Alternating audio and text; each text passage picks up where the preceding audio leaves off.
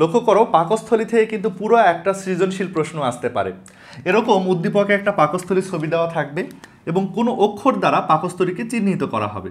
আমি এখানে এ অক্ষর দ্বারা চিহ্নিত করলাম। গ অথবা ঘ প্রশ্নতে আসবে যে উদ্দীপকের এ অঙ্গটি খাদ্যবস্তুর যান্ত্রিক পরিপাক কিভাবে ঘটায়। তখন তুমি পাকস্থলীর যে যান্ত্রিক পরিপাকটা সেটা আলোচনা করে দিবে, একটু আগে তোমাদের পড়িয়েছি।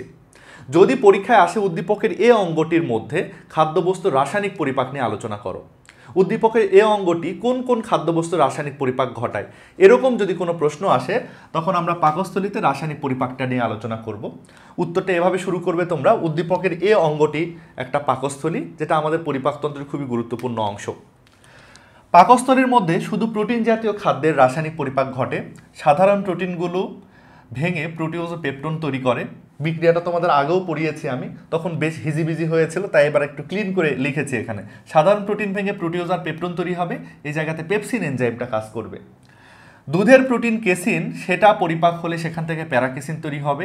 এই জায়গাতে রেনিন এনজাইম এবং ক্যালসিয়ামের আয়ন গুরুত্বপূর্ণ প্রভাবক হিসেবে থাকবে এবং প্যারাকেসিনকে ভাঙলে সেখান থেকে পেপটন তৈরি হবে, যে বিক্রিয়াতে কিন্তু পেপসিন এনজাইমের গুরুত্বপূর্ণ প্রভাব রয়েছে। এরকম করে তোমরা একটা বিক্রিয়াগুলো লিখে দিবে, তাহলে কিন্তু একটা সুন্দর উত্তর দেখালো। পাকস্থলীতে আরও একটা প্রোটিনের পরিপাক কিন্তু ঘটে, একটু আগে আলোচনা করিনি, এখন দেখো। সেই প্রোটিনটার নাম হলো জিলাটিন।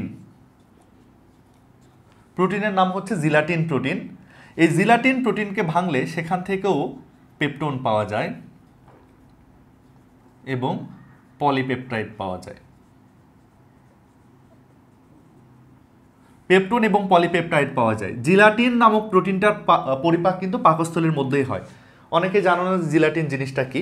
আসলে আমাদের মাংসের মধ্যে একটু জেলি জেলি ভাব থাকে না, আমাদের মাংসের মধ্যে আমাদের সব জায়গাতে একটু জেলি জেলি ভাব আসে। কিন্তু তুমি মাংসটা সেদ্ধ করো, মাংস খেতে যাও, মাংসকে হাত দিয়ে ধরো, মুরগির হোক আর গরুর হোক বা ছাগলের হোক, একটু মাংসের মধ্যে জেলি জেলি ভাব পাওয়া যায়। এই জেলি ভাবের জন্য দায়ী যে প্রোটিনটা, তার নামই কিন্তু হচ্ছে জিলাটিন প্রোটিন। এটা মাংসের মধ্যে থাকে, চামড়ার মধ্যে থাকে। এই জিলাটিন প্রোটিনটাকে ভাঙতে গেলে যে এনজাইমটা লাগে তার নাম হলো জিলাটিনেজ। জিলাটিনেজ এটাও কিন্তু পরীক্ষায় আসে। জিলাটিনেজ এনজাইমটা কোথায় পাওয়া যায়? উত্তর দিবে পাকস্থলীতে। জিলাটিনের পরিপাকটা কই হয়? পাকস্থলীতেই কিন্তু এটার পরিপাক শুরু হয়। তাহলে পাকস্থলীতে তিন ধরনের প্রোটিনের পরিপাক হচ্ছে। সাধারণ প্রোটিনের পরিপাক হচ্ছে, দুধের প্রোটিনেরও পরিপাক হচ্ছে, মাংসের যে জিলাটিন প্রোটিনটা রয়েছে তারও পরিপাক হচ্ছে। প্রোটিন পার্টটুকু শেষ।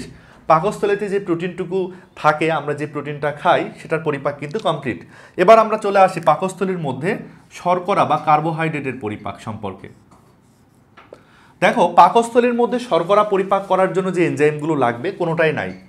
পাকস্থলীর কোনো জায়গাতেই কিন্তু শর্করা পরিপাককারী এনজাইমগুলো ক্ষরণ হচ্ছে না। এজন্য পাকস্থলীতে শর্করার পরিপাকটা সেভাবে ঘটে না।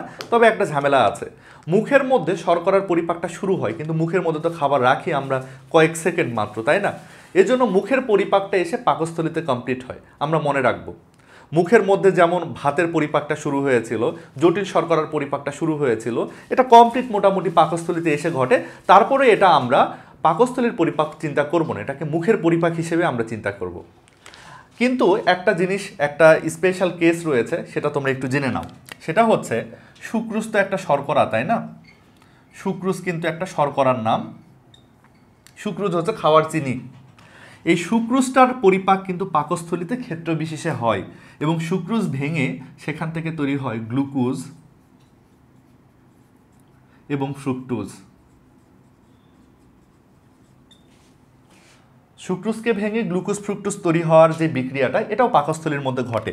কিন্তু এই বিক্রিয়াতে কোনো এনজাইম লাগে না, বরং HCl এই বিক্রিয়াটা ঘটায় দেয়, হাইড্রোক্লোরিক অ্যাসিড।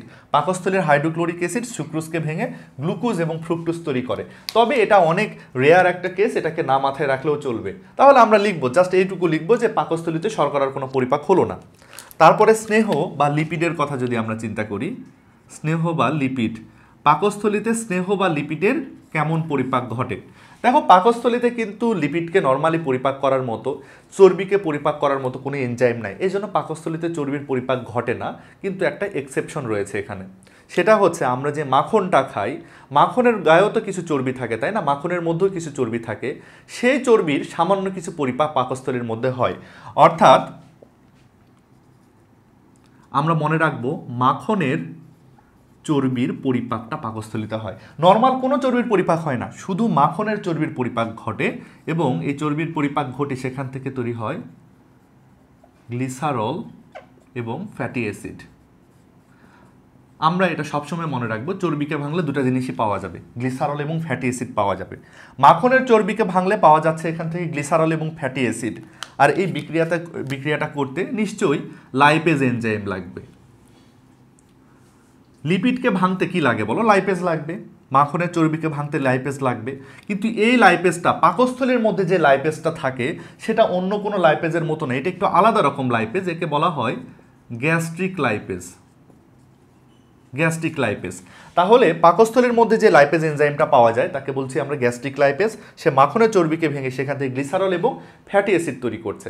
এটা একটু স্পেশাল লাইপেজ, কেন জানো? তোমরা বলো তো পাকস্থলীর পরিবেশটা কেমন? পাকস্থলীর পরিবেশ হচ্ছে প্রচণ্ড অ্যাসিডিক, যেখানে পিএইচ কিন্তু 1.5 থেকে 3.5, প্রচণ্ড অ্যাসিডিক একটা পরিবেশ।